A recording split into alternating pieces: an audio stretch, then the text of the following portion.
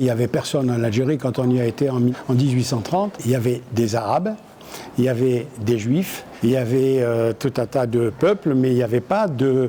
l'Algérie n'existait pas. On a choisi cette exposition pour mettre à l'honneur ces Français d'Algérie qui ont vécu là-bas. C'est des photos souriantes où les populations sont mélangées et où une histoire commune s'est tissée entre les populations venant de la France et les populations autochtones. Et en fait, on passe complètement à la trappe le fait d'une présence, d'un peuplement, d'une appropriation coloniale méthodique par la spoliation, par la guerre, par l'acculturation et par tout ce que vous pouvez imaginer, quoi.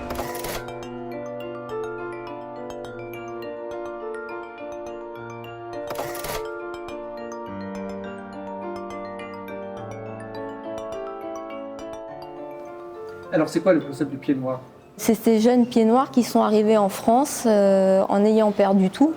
Un pays, une culture, une raison de vivre, et il a fallu tout recommencer comme nos propres familles ici. Et en chaque pied noir, il y a quelque chose qui s'est éteint en lui.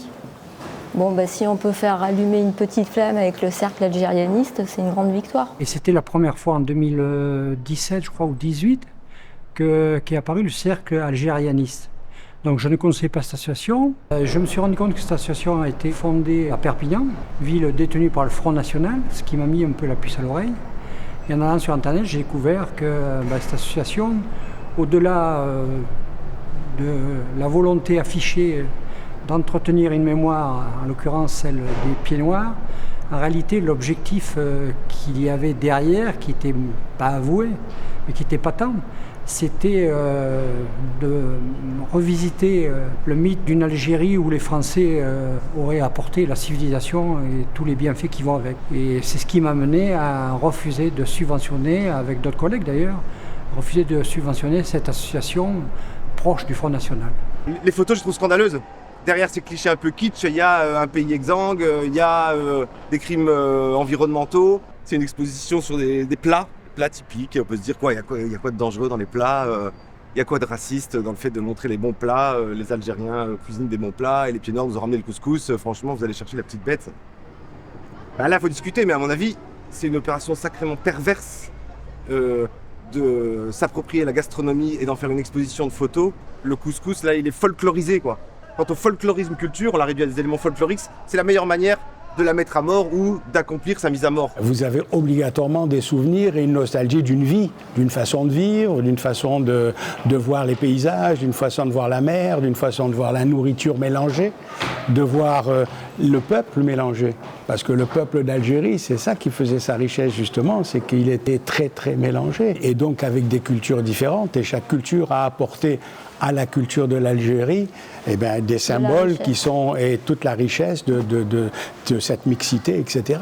Quand même, on sent bien pointer derrière ces belles images, quelque part, la nostalgie justement de cette époque de l'Algérie française, où toutes les communautés vivraient en paix, dans l'harmonie.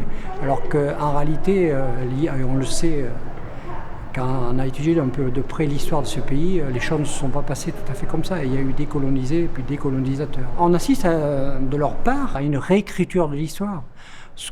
Et on pourrait même peut-être parler de révisionnisme. Mais il y a aussi tout un colonialisme, un racisme d'ambiance, d'atmosphère. Et ce genre d'expo, il contribue très fortement. Et j'ai l'impression que ce racisme, ce colonialisme d'atmosphère, il se diffuse absolument partout en France à l'heure actuelle.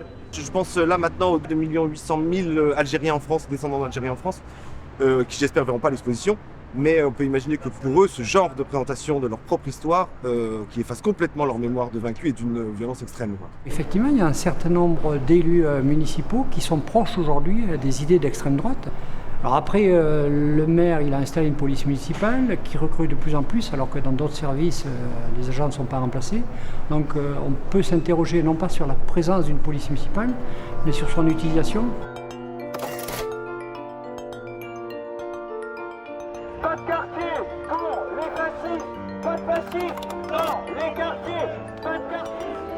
Merci, complice.